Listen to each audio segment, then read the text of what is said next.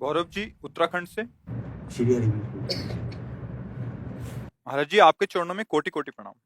महाराज जी मेरा एक प्रश्न है, सत्पुरुषों की पहचान कैसे की जाए, कैसे पता लगाया जाए कि सामने वाला व्यक्ति सत्पुरुष है एवं जब उसका तक अपनी जब गुण तक और हम सत्पुरुष नहीं होंगे तो हम सत्पुरुष की पहचान नहीं कर सकते। पहली बात,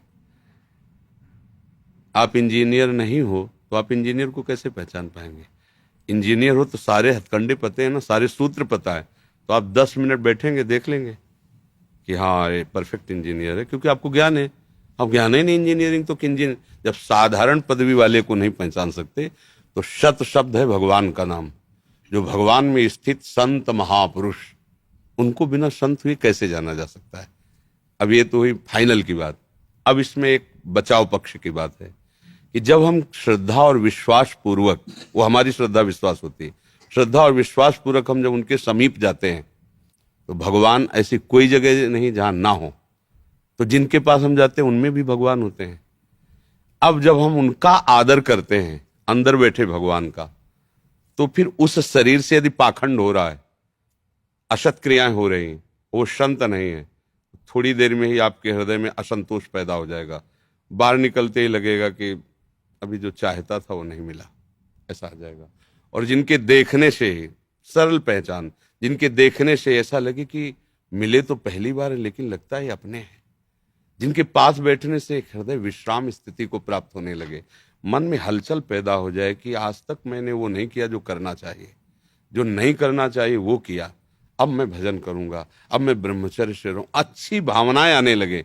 सरल पहचान ये है, जिनके दर्शन से, जिनके संभाषण से, जिनके संग से भगवद स्मृति की तरफ हमारे कदम बढ़ने लगे, विषय विकार का हमारे हृदय में अभाव होने लगे, तो बस जान लो कि संत समागम हो गया। सत्संगति संसृति कर अंता, सीधा फल है। संत संग का फल है कि संसार से राग हटकर भगवान में राग हो जाए, उसे अनुराग कहते हैं जो भगवान में लगता है। अच्छा, अगर अधिक मलिन है हृदय तो जब बहुकाल करी सत्संगा तब ही हो सब संशय भंगा। और अगर हृदय पवित्र है तो एक क्षण में आपको उत्तर मिल जाएगा। हृदय निहाल हो गए, आज तो मुझे भागवत महापुरुष के दर्शन हो गए, ऐसा आपका हृदय अंदर से कहने लगे। आज मैं कृतकृत्य हो गया, उसमें किसी के प्रमाण की जरूरत नहीं, वो हृदय प्रमाणित करने लगेगा कि आज भगवान मेरे पर बहुत प्रसन्न है, आज मैंने संत दर्शन प्राप्त किया। ये भगवत महासंगस तो दुर्लभ हो। फिर लेकिन लिख दिया गया अगम्यो, उनका सेवन करना बड़ा कठिन है। सेवन तभी हो सकता है जब उनकी आज्ञा का पालन करे, तब धीरे धीरे धीरे धीरे जान जाओगे। क्योंकि पवित्र अंतःकरण, संत स्वभाव, ये होना बहुत कठिन है ना। तो इसी के लिए तो हम संतों के पास जाते हैं। तो फिर हमारे ऊपर ये सिद्धांत लागू होगा, जब बहुकाल करी सत्संगा तब हो सब, नहीं तो तात स्वर्ग अपवर्ग सुख धरी तुलाय कंग तूलन ताय सकल मिल, जो सुख लव, लव के समय में आपका काम बन जाएगा। ओहो, बस ये तो केवल जागना है, जैसे सो रहा जग, संत जगा रहे। ओहो, आज से नियम लेता हूं, मैं विचार नहीं करूंगा, शराब नहीं पीऊंगा, मांस नहीं खाऊंगा, आज से मैं इतना नाम, ये संत प्रभाव। जिनके संग से हमारा हृदय दुर्वासनाओं से हटकर भगवान में लगने लगे, यही सीधी संत की पहचान है। वस्तुतः संत की स्थिति को कोई संत ही जान सकता है, बाहर ही नहीं जान सकता। जैसे एक कक्षा 5 का विद्यार्थी है, एक पीएचडी की हुई, उसका टीचर बैठा हुआ है, वो टीचर की योग्यता को कैसे जान सकता है? भाई इतना जरूर कह सकता है कि मास्टर जी बहुत बढ़िया पढ़ाते हैं, इसके आगे नहीं जानता हो। वो जब पीएचडी करेगा तब उसको अपने टीचर की याद आएगी कि यार कितने वो ग्रेजुएट थे, इतना नीचे उतर करके हमको ककारा सिखाए, हमको मात्रा सिखाए, और वो स्वयं इतनी ऊंचाई पे। ऐसे ही भगवत प्राप्त महापुरुष अपनी स्थिति से नीचे उतरता है, उसको किसी के उपदेश देने की जरूरत नहीं होती, क्योंकि भगवत प्राप्त है। भगवत प्राप्त कब? तो सर्वत्र भगवान देख रहा है। अब वो अपनी स्थिति से नीचे उतरा, आपको उपदेश कर रहा है, आपको आदेश कर रहा है, आपसे सेवा से, वो अपनी स्थिति से नीचे उतर कर आपको उठाने के लिए बात कर रहा है। तो जिनके संग से भगवान का नाम प्रिय लगने लगे, जगत के जितने अशुभ आचरण हैं उनसे हटने का मन करने लगे, यही पहचान संत की है। वो बोले ना बोले, उनके दर्शन मात्र से आपके हृदय में दिव्य भाव आने लगेंगे। क्योंकि प्रभाव होता है ना, जैसे हम बाहर निकले, शीतल वायु है तो उसमें बुद्धि लगाने की जरूरत है, तो इंद्रिय अपने आप बताने लगेगी वायु शीतल है, वायु गर्म है। ऐसे ही हृदय में भगवान बैठे हुए हैं, अपने आप पता चल जाए, एक दृष्टि में पता चल जाए। जैसे हम लोग गंगा किनारे जब भ्रमण करते थे ना, तो ओहो इतनी ऊंची स्थिति इन महापुरुष की, देखते एक दृष्टि पड़ते, ओहो ब्रह्माकार वृत्ति हृदय में की, अरे भगवान इतनी बड़ी कृपा, ऐसे महापुरुष का दर्शन, वो अपने आप बता देते ना भगवान। अब चूंकि हमारा अंतःकरण मलिन है, वासनाओं में है, तो हमारा फिर चिदानंद भाव को प्राप्त महापुरुषों को कैसे पहचान सकता है कोई। इसलिए हमें चाहिए श्रद्धा और विश्वास पूर्वक हम संतों का सेवन करें, तो हमारा हृदय पवित्र होगा, तो अपने आप पता चल जाएगा। और मूल बात इसमें है कि इसमें जब कोई संतों के पास जाता है तो उसके अंदर भगवान की आस्तिकता होती है कि है, मूल भगवान को लेके जाता है। और कोई ऐसी जगह होती नहीं जब भगवान ना हो, तो उसको घाटा तो पड़ना नहीं, क्योंकि उसका काम बनेगा। वो श्रद्धा और विश्वास के साथ जा रहा है, तो वहां उसके हृदय में भी भगवान बैठे जिसके लिए जा रहा है, वो उनका काम बना देंगे। अंदर से भगवान ही तो सब कुछ सुधारते हैं। हाँ, पर उसका संग यदि आपके लिए बाधक है तो निकलते ही आपके आ जाएगा, ठीक है दर्शन हो गए, बढ़िया, आज के बाद कभी नहीं आएंगे हम, और इनसे कोई संबंध नहीं रखेंगे। पता नहीं क्यों अंदर से ऐसा हो रहा है कि नहीं करना, क्योंकि अंदर आपने भगवान को माना है ना, तो आपके अंदर वहां दोनों जगह एक ही भगवान बैठे, वो आपको बता देंगे कि इस रूप में छल कपट नाटक हो रहा है। वो आपको बता देंगे कि हमारे इस रूप से दूर रहना, ये हमारा नाटक का रूप है, ये छल कपट का रूप। और जहां सत्य भगवान का चिंतन होता है, तो आपका हृदय पहले ही, भगवान का एक परिचय आनंद, हृदय में आनंद आ जाएगा, बस जान लो कि बात हो गई। बिना किसी संशय के हृदय एकदम नाच पड़े, हो आज हमें संत दर्श हुए। जैसे मेघ को देखकर मोर नाच पड़ता है, ऐसे ही जो भक्त जन होते हैं, भगवान के प्रेमी महात्मा को देखकर उनका हृदय नाच पड़ता है। अगर ऐसा है तो भगवान की असीम कृपा है।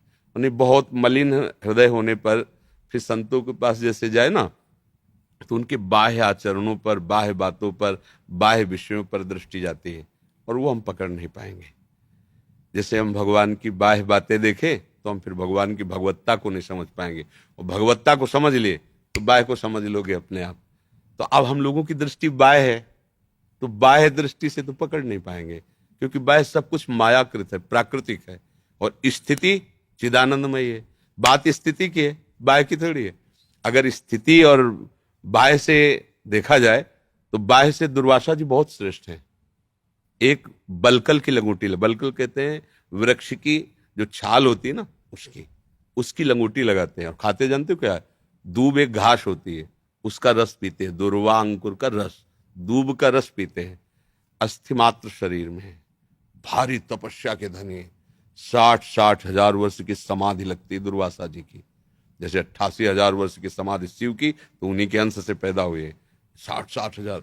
और एक राजा है चक्रवर्ती अम्बरीश जी, पूरी राज पोशाक धारण किए हैं, वो वलकल की लंगोटी पहनते। राजभोग लगता है ठाकुर का, वो दूब का रस पीते हैं। वो तपस्या में है, ये सेवकाई में। ठाकुर जी के मंदिर में पोछा स्वयं लगाते हैं, स्वयं ठाकुर जी को स्नान कराते हैं, आरती कर, ठाकुर जी के सामने नृत्य करते हैं। तो भगवान की सभा में कि मृत्युलोक में इस समय सर्वश्रेष्ठ महापुरुष कौन है, तो अम्बरीश जी की बात आई। वहां दुर्वासा जी भी बैठे थे।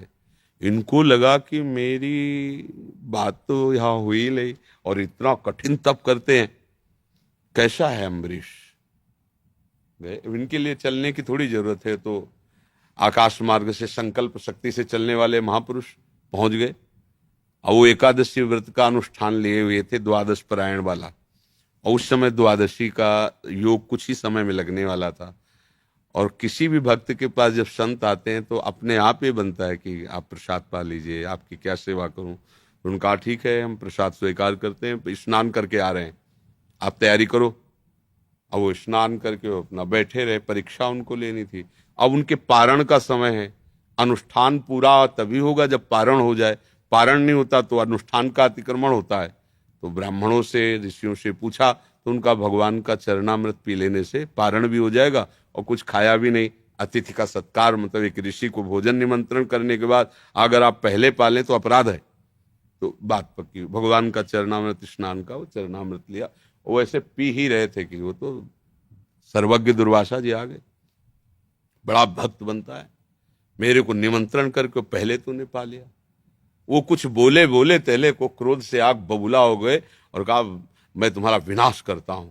और एक कृत्या प्रकट की तपोबल से, राक्षसी भयंकर जो नष्ट कर दे। वो ऐसे ही खड़े रहे, एक कदम पीछे नहीं हटे, ना भय लगा। भगवान का विधान जैसा भक्त तो भगवान के विधान से सुदर्शन जी प्रकट हो गए। एक क्षण में कृत्या को नष्ट किया। नष्ट दुर्वासा जी को भी कर सकते थे, सुदर्शन जी के आगे किसी का तप नहीं चलता। पर वो भगवान के जन है ना, तपस्या उन्हीं के लिए तो करते। तो भगाया उनको, पीछे पीछे चले, भय से भगाया। पूरा शरीर ताप से जल रहा है सुदर्शन जी के।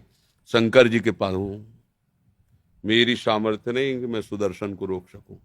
ब्रह्मा जी हरि के पास भागो, ये उनका दिव्यास्त्र, वही रोक सकते, किसी की ताकत। हरि ने कहा हमारी सामर्थ्य नहीं। अहम भक्त पराधीनो। देखो दुर्वासा भी महात्मा है, लेकिन उनको भक्त कह के संबोधन नहीं किया, विप्र कह के संबोधन किया। अहम भक्त पराधीनो अश्वतंत्र इव द्विज। ए ब्राह्मण, मैं भक्त के अधीन हूं, मैं स्वतंत्र नहीं हूं।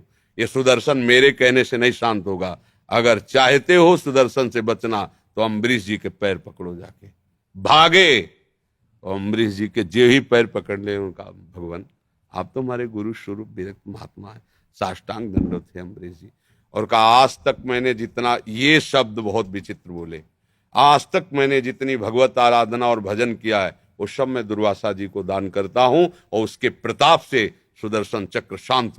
तत्काल रोने लगे दुर्वासा जी कि हमने अपनी तपस्या का प्रयोग आपको नष्ट करने के लिए किया और आपने अपना भजन मुझे देखे। आज मैंने देख लिया भगवान के भक्तों की क्या महिमा होती। तो अगर हम इसमें बाहरी दृश्य देखें तो महानता में श्री दुर्वासा जी हैं। तपस्वी, जितेंद्रीय, विरक्त महात्मा, रानियां हैं, महल है।